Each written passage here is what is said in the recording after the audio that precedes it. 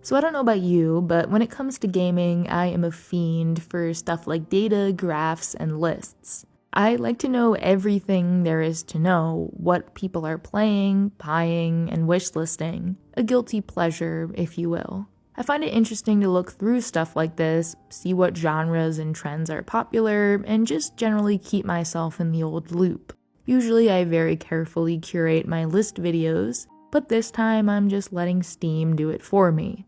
And I may be stretching the definition of indie game with some of these picks, but it's already pretty fuzzy to begin with if I'm being honest. Feel free to respectfully disagree in the comments.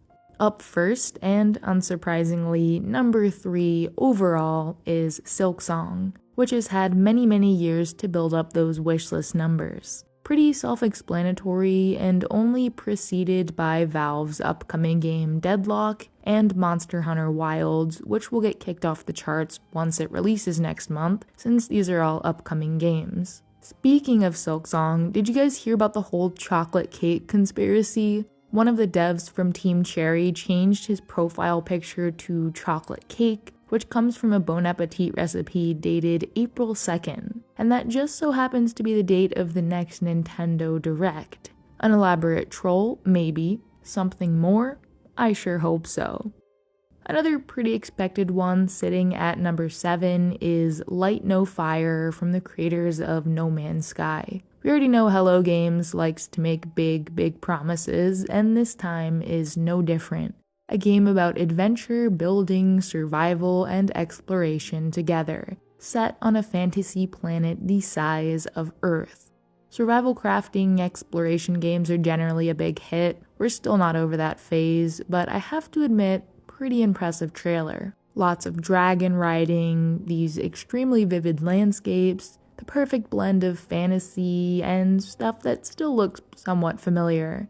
If anyone can pull this thing off, it's probably Hello Games. They've learned a ton from their previous release, and it looks like now it's go big or go home. One giant planet the size of Earth. That's wild. I'm starting to sense a pattern here.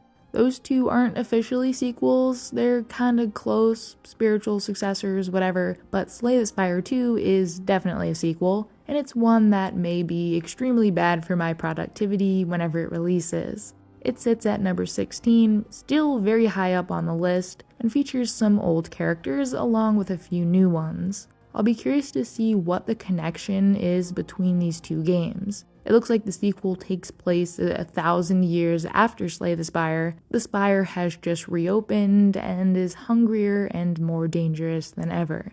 And then we make a pretty long jump down to number 34, and I will now stop including this ranking number because I can't count much higher than that. And that game is KARLSON, a parkour FPS with lots of slow-mo, robots, and milk. It seems to be on kind of a development hiatus right now. Its creator Danny hasn't uploaded any videos to YouTube for a few years, and I can only hope that he's still chipping away at his dream project because it looks really fun. Another sequel-ish game, Deltarune, is Undertale's parallel story, which I guess happens at the same time as the first game. I think I just need a couple of you to convince me to play Undertale finally and fall into that whole rabbit hole because I've been avoiding it for too long now. I've always thought the whole non-combat combat thing was a cool idea, and I don't know, the whole thing looks pretty funky fresh. Ah, Witchbrook, my old friend. A game that doesn't even have a trailer but has stolen the hearts of so many, myself included. This is another project that may or may not be dead. I covered it a while ago with the hopes that maybe we'd get some more news, but here we are. It's a witchy RPG about attending your local magic college, learning new skills, meeting people around town, and casting spells. I hope that Chucklefish is just quietly working away on it, waiting for the right moment to drop some exciting news, but So I open the trailer for Paralives. First thing I see is pay your bills. Ah, here we go. So this game has a much bigger following than I thought it did. Looks like it's going for the whole next-gen Sims thing, which to be fair is a huge game, so it makes sense that so many people are looking forward to it. And unlike most of these other projects, the devs have been very willing to share works in progress, posting to YouTube about once a month, showing off all the little details and features you can expect to see when it comes out, maybe this year?